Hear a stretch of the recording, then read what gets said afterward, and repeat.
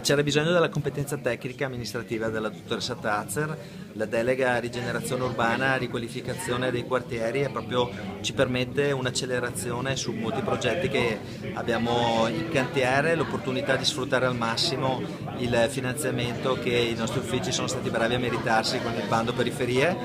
C'è molto lavoro e c'era assolutamente la necessità per poter raggiungere gli obiettivi in tempi più veloci ed efficienti per i cittadini di questo innesto, ripeto, di grandissimo valore tecnico. È una bocciatura per qualcuno degli assessori già presenti, Sindaco? Ma assolutamente no, io ho la totale fiducia dei miei assessori, anzi vorrò lavorare sempre di più al loro fianco e la delega che mi sono preso in tema di decoro, bellezza e sicurezza va proprio nell'ottica di lavorare al loro fianco e di amplificare la positività di tutto il lavoro che loro hanno fatto.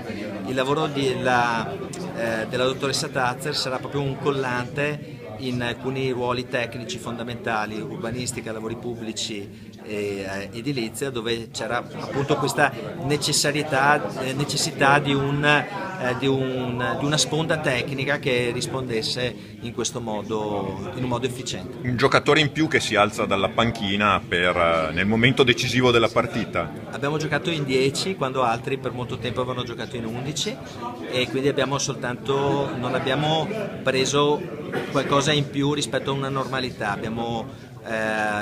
In questo momento c'era bisogno di giocare tutti quanti e quindi sicuramente un giocatore in più che ci aiuterà a segnare e ci aiuterà anche tutti gli altri assessori e la maggioranza a raggiungere gli obiettivi che ci siamo prefissati. E quel risparmio che avevate di cui siete sempre andati fieri, appunto con un assessore in meno, ora cosa succede? Il risparmio è sempre funzionalizzato a qualcosa, è un risparmio che c'è stato, c'è e continua.